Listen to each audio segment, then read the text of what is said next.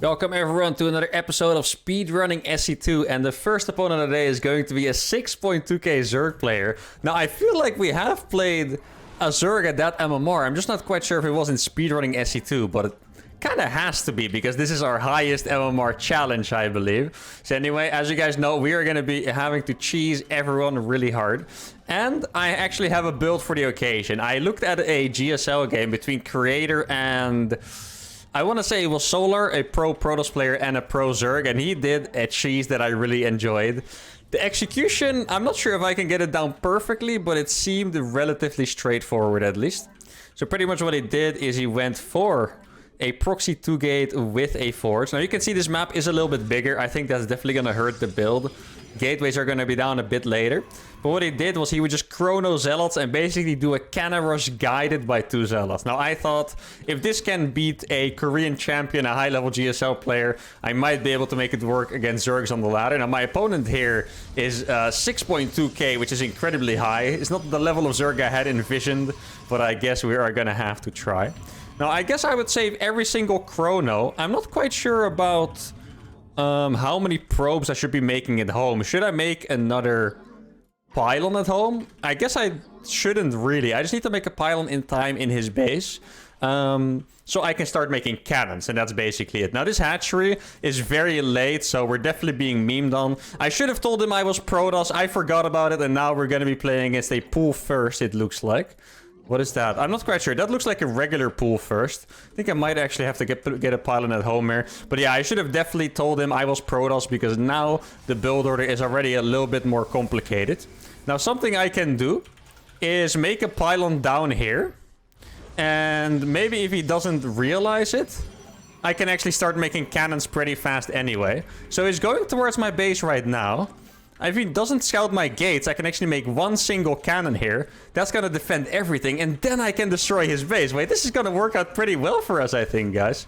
It does suck that I have to commit 150 minerals to defending this, but this does look pretty sick. Now, I need to keep one scary scenario in mind, which is that he could kill these at some point. I'm going to have to make a gas here as well. I guess the Lings are going to attack my base. I mean, that's a queen. I can easily kill one queen. There we go. Lings are in my base, but the cannon is going to be finished. And that's not going to be a problem at all. There we go. Oh, I even trapped all of them. The queen is going to die. All the Zerglings are dead. I think I lost one probe. And here the hatchery goes. Now, I think I can actually just ignore this hatchery and go into the main as well. Here we go. Maybe he's going to make a spine crawler. Let's see what he has building here. Yeah, he is making a spine crawler, exactly. He's making 2 spines, actually. That's a really good micro there. Actually, I can still attack the queen with 2 of my zealots, so that's really nice. There we go. The spine falls. The Zerglings are also going to fall pretty fast. Now, I think okay, he made a bunch of spines. Now I need to be smart about it and back off a little bit. Because he made so many spines. He can defend an infinite amount of zealots, but he can't defend this hatchery. So now we actually have to transition a little bit. But keep in mind, I do have to win pretty fast. So what can I do that can kill a Zerg from here? That is my main question. I think it would have to be something like a 4-gate, right? Do I have my probe alive? I don't think I have my probe alive, right? Oh, this is actually a sick wall. Look, the cannon will be able to shoot. I'm going to get so many Zerglings here, which is fantastic. And then these zealots, I might be... Oh, I actually sent it all the way here. That is definitely a little bit unfortunate. The thing that sucks the most of this, or about this, is that he can kill the gateway. So I'm going to have to send 2 zealots back home. Might even have to recall them, but I really hope I don't. And then I'll just chrono boost the cyber core here. Now, this is what sucks, because normally I would say this strategy was 100% success. I'm definitely ahead after this, but now he might be able to come back, because I do have to one base all in him from this position on. He's gonna lose more Zerglings to the cannons. That is a pretty big mistake there. I got 2 zealots coming back. I would guess that the spines are maybe up this ramp, which would be really nice for me, by the way, because then my adepts can easily get into his main base. Let's hope he moved his spine crawlers, because he knows I have zealots. Let's see. Are the spines up here? Oh, he didn't move them. That's unfortunate. Let's see. I will just have to snipe the drones by doing this, and then I'll kind of, you know, regain my energy, I should say. Maybe I could have used another gateway, actually. It does look like I could have afforded another one. And now we're just gonna have to wait for that warp gate to finish. I think I should be able to get 2 warp pins in. So he's making Ravagers, okay. Does he have enough drones to counter how many Stalkers I'm gonna build? I guess we will find out soon.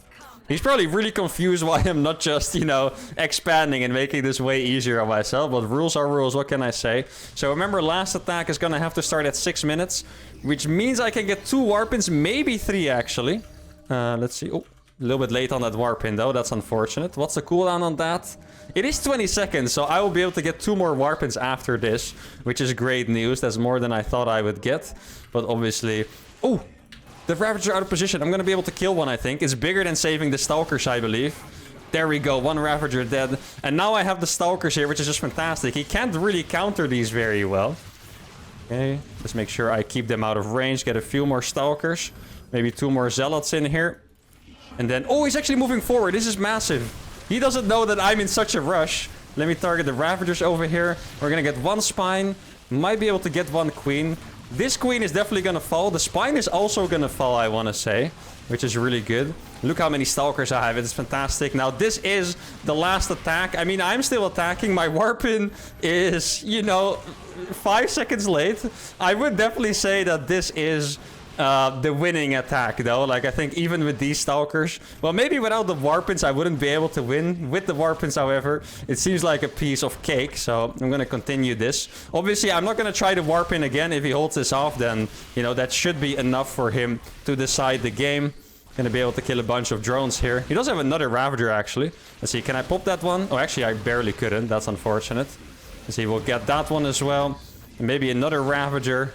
It does, yeah, I'm doubting my approach here a little bit because, I mean, if we're being honest here, it's very obvious this game is won, right? So, I said I wouldn't do another Warpin, but I don't think you guys would enjoy it because this game is obviously won in my favor. So, would you guys really like me to give up the attacker and stop warping in? I do not think so because he's about to GG here. And that's going to be a very nice win here against the 6-2 Zerg. There we go. 7 minutes long. I do have to say the difficulty of this show is just dancing on the edge of the rules because here I was really doubting myself. The last attack has to start at 6 minutes. But does warping in another round really count as a new attack? I'm not so sure about it, to be honest. Because here, if I didn't warp in... Let's look at the situation, okay? Let's say I wouldn't be able to warp in again. With these amount of units...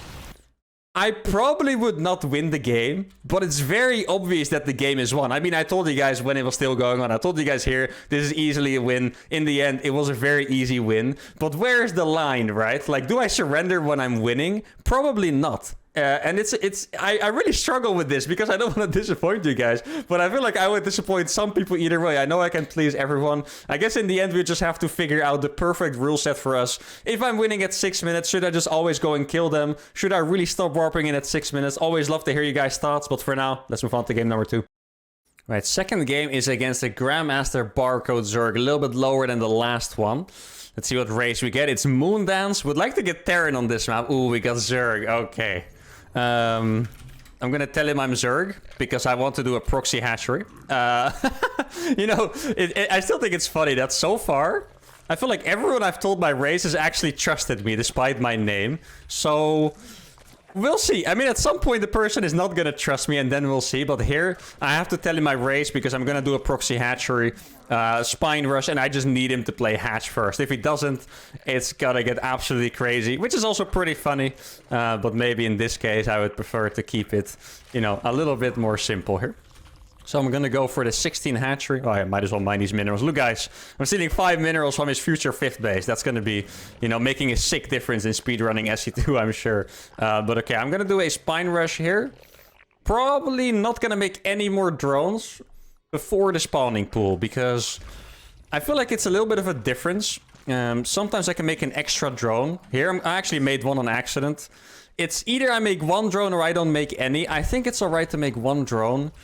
What I noticed is, this was actually, I think it was a ZVZ I played, where I noticed that if you make an extra drone, it's really hard to defend against 12 pools. At least, if you're not good at defending it like me. Maybe if you're good at defending it, that is no problem at all. But for me, it was a little bit of a hassle. So I'm making the pool 1 supply later. I hope I don't get 12 full, but... Oh no, he didn't believe me, I think. Wait, Was I really lucky? I don't think he saw it. Guys, I think I was extremely lucky there. You guys know what just happened? Oh no, my drones are late. Oh, this is messed up. I've sent my drones a little bit too late. But I need to... Yeah, well, there's nothing I can do about it at this point, guys. We're just gonna have to bite the bullet. What happened there was he was gonna scout here because he didn't believe me on my race. But then I think he saw my Overlord and realized I was Zerg, and then he changed. But I just moved out my drones too late. And I think it was actually my mistake. It looked like I couldn't have fixed it, but I'm pretty sure it was my mistake because I should have sent them out maybe two drones earlier. I think that's what makes the most sense. Now, he saw my drones. He's not making any spine crawlers yet, so I don't really know what he's going to do about it. I think we're kind of heading for a disaster here because I've messed it up in the early game. Mind gaming myself a little bit as well. That is unfortunate. So here come the lings. He also has lings himself. You can see here that he did actually scout that hatchery, I believe. I just think that because he moved here instantly. Obviously, he saw my drones go. But I also believe he scouted my hatchery right away. He's killing his spine, but he's actually taking some damage on the lings for it. So that's pretty nice. There we go. One cancel, but actually seems pretty alright for us. Now, he has one spine. I can maybe force that to not burrow. Do I have enough links here? I don't think I do. But I just kind of have to go for it at this point. Okay. I can burrow this spine here in range of his hatchery. That's probably the best way to do it. Let's see. If he attacks me, I can always cover it with my Zergling. He's burrowing it in range. This is going to be... Is it in range? It is in range. Okay, this is going to be a big battle here. I actually got a really good surface area on the Zerglings there on the start. I am barely not winning this trade, I believe. The spine is gonna win out, which is nice. He's gonna go for my spine crawler, but I'm gonna be able to kill his lynx and the spine. And now I can get on top of the queen, which is massive. I think somehow this has worked out for us pretty well, but not quite yet. Okay, I did kill one of his queens. I don't know if he has another one. I did see lynx coming from here, so does he have another hatchery, perhaps? It's possible. Okay, Definitely not. Oh, I have another spine. I actually forgot about it for a second. I remember that I built it later. So here my other spine is going to be attacking. And he's probably going to stop this spine from burrowing no matter what. There we go. I have a lot of links, so he needs to be careful here in the micro. Okay, the spine is going to burrow, which is fantastic. I have enough links to deal with this. You can see he's going for the spine crawler, which is a good move. I did think he had a few too many Zerg links. I thought I was going to get an easier trade than that, but I couldn't get one. So that's unfortunate. I'm definitely making some mistakes here. Like, I didn't realize I had the second spine. I could have sent it earlier. I also didn't realize I had the queen in my own base. Oh, nice. Maybe a few links. Any trade is going to be good. I'm definitely getting out macroed here a little bit. That is the problem. He has more links than me because he has actually been injecting his main base, which sucks for us. Okay, now he's fighting against the queen for the most part. We're tanking really well here. And now I'm actually going in for the attack. He's also morphing a few banelings, which is great. We got the queen again, which is really nice. I'm going to make another one as well. And now we're going to go into the main base, try to get some drones. Maybe this queen can fall. Ooh, a little bit of a misclick by me, but I did get that bailing detonate there, which is amazing. That one Ling hero! Look at that one Zergling blocking the bailing. That is incredible. And at this point, he doesn't have any queens left, so he just doesn't have units. That bailing is probably going to die. There we go. Bailing goes down. And now we're going to get back into the main. He has another bailing morphing. I'm not sure if it's going to be enough, though. I'm just spreading creep here. I'm not even sure exactly why. But I guess it's just... I need to do something, right? So I'm trying to spread creeper. I know he has one bailing up there. That's why I need to be really careful. There we go. I'm going to send that one up there. Bring this one over here. He does have one drone. Okay, I need to be very careful with this one. There we go. Make sure to attack that. Need to bring these links back. Make sure that bailing doesn't detonate. And now we have another queen available, which is nice. Here you go. Target those banelings, please. I actually kind of struggle targeting those because of the speed of the queen and how small the freaking banelings are. Now we're back in here. Gonna get some drones. Another baneling gets sniped. Oh, this is rough. I think I can escape barely. Oh, that is insane. See, the queen tanked the baneling somehow. And we have done it at 554. Oh my god. Dude, these CVCs are absolutely nuts. And this was... I even revealed my drones, right? I think he saw my hatchery. I'm not 100% sure, actually. To do a quick check on that. I think he saw my hatchery. Oh, no, he barely didn't. Okay, so it was just the drones. If I didn't mess up the drones, he wouldn't have known, so that's completely my bad. But I even did that, but because it's a ZVZ, he was doing a very ZVZ-specific build on this map, taking the third in the back really fast, delaying the gas so he didn't get speed in time, and that's how he was able to win, despite messing everything up. These ZVZs always come down to the wire. They're so crazy. If you guys have have watched my Proxy to the Gem series, you would know the ZVZs are absolutely freaking insane. In this game, I made a bunch of mistakes. Very fortunate that we're still able to get the dub. The next time I'm going to do better, but for now, let's celebrate and go for game number 3. Okay, third opponent is a 5-8 Protoss. That's looking to be a tough one. And we got Zerg. Okay, how are we going to cheese him with Zerg? This is the only difference. I'm starting to get a little bit more IQ when it comes to deciding when to tell my race. I'm gonna cheese him, and I've been telling you guys, if you're gonna cheese really hard, it's good to tell your race so they don't scout super early, right? But in this case, Protoss scouts super early against Zerg is the meta. On a high level, they legit scout with their worker instantly when the game begins. So there's no way you could scout earlier than that, so I should not tell my race, right? That's basically the thing. The difference is now he's probably gonna wall on the high ground instead of the low ground. And I'm going for a spine curler rush, so I do kind of need him to take the low ground instead. But I guess we'll see how it works out. If it's a disaster, we're gonna learn from it and we'll do better next time. That's the most important part. So I'm gonna make my hatch pretty close about here. He's still scouting me really early, as you can see. So it's basically the same as if I actually was, you know, a normal Zerg for him. Which I think is pretty good. Maybe now he's going to move to the low ground instead. Or he's just going to try to stay on the high ground and expand like that. Yeah, the thing is, Zerg can play a lot of mind games. It's very normal to take the third base instead, for example, because the probe always blocks the natural. It's very normal to play something like 17-17, but he is in my base. And I do have to respect these players a lot. The MMR on this account is getting so high. Once again, we're above 6k MMR. So this is, you know, really like top GM. This guy is 100% gonna read my build. He does know that there's a proxy hatchery. At least he should know. And what sucks for me is that he's keeping his probe there. Okay, now he's moving. Let's see. Now he's gonna check the third. Maybe I can actually sneak out. It's only one worker that I managed to sneak out, though. Oh, not yet, actually. Well, he's gonna go up there, so I will be able to. That is nice. But yeah, it's only one worker. I mean, one spine is good, because I have the feeling I might have to transition from this. That's the thing. Now, I do have enough larvae. That's nice. He's gonna see my hatchery now. And he did actually wall the low ground instantly. Okay, that is very brave. He's going for a second gateway. That seems like a really good response to me. I'm just going to make my spine all the way here in the front because he's not moving that zealot. I really think I could have used another spine, so I'm just going to make the drone here. If I have to transition, yeah, so be it. So I'm going to put down a creep tumor here. With two spines, I would definitely feel more comfortable in this case, so that's a little bit unfortunate. I could actually make another spine as well. Now I'm going to distract him with my Zerglings mostly. One Stalker is probably not going to kill that in time, so I don't think we have to worry about it too much. Here we go. Now we have a queen as well. And now we should probably be running away. Though it is 2 against 1 already.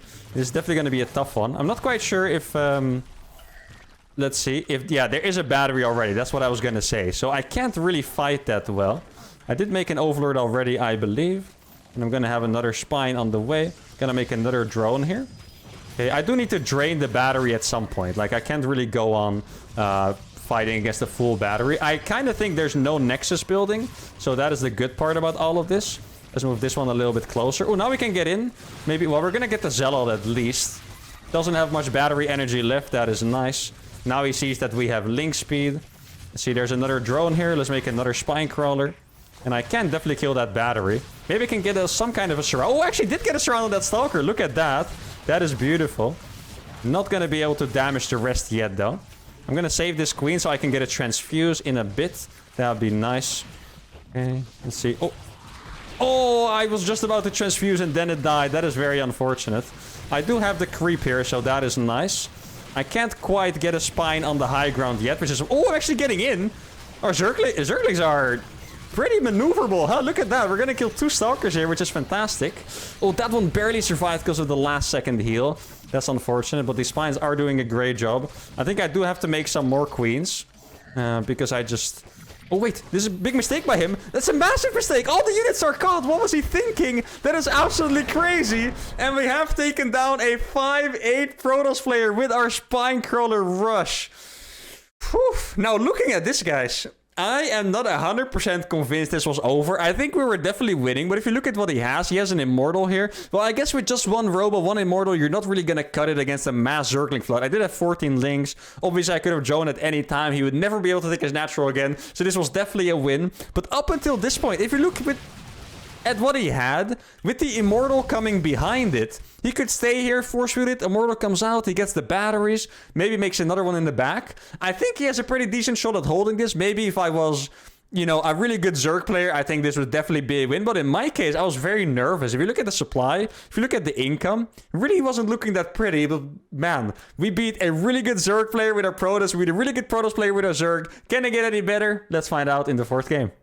Alright, we're playing against a 5-6 Protoss player. Moondance, good map, and we got Terran. Alright. Oh, I think it's probably a holy hit, judging by the heart, which is my friend, a good Protoss player. Now, what cheese are we gonna do? I'm kind of in the mood to do that Thor cheese. I think I did that a while ago in one of my ESL Cup episodes, maybe. I think I'm gonna go for that. Like a nice flying Thor after some Widow Mines. I think that was actually a very enjoyable build to see. So that's what I'm gonna go for. Pretty excited about that one. Now, MMR is so high, guys, that if we win this game, we are the MMR of a top 25 Grandmaster in Europe.